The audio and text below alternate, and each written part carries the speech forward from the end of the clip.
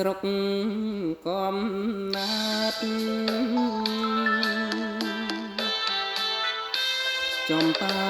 ល្អឆាតស្រស់ស្រអានជ័យខ្ញុំឃើញតាំងពីមិនតន់ពេញ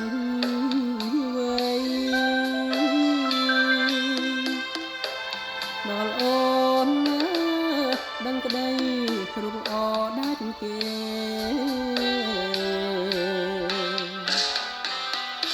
ខ្ញុំដើរច្រើនស្រុកទោះចិត្តទោះឆ្ងាយចំផារៀងអាយមិនស្មើអូនទេរំដួលជើងភ្នំតាមមាត់ទន្លេ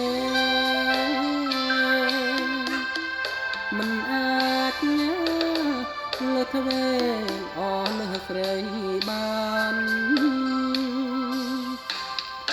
អោលោកនិយាយទេនៅអាចសាក្រមចាជើ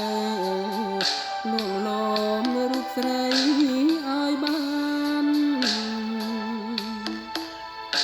មានតែយាយទេជាផ្លូវជាស្ពានកាលណាខ្ញុំបានខ្ញុំថ្វា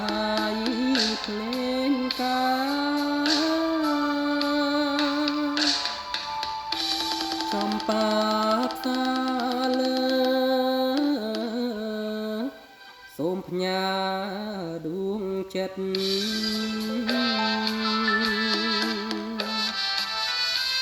ញ៉ាទាំងជីវិតលូអស់សង្ខារស្រអាននេះបងកៅគុំដោះសារូបរួមស្នេហាជាតិតែមួយ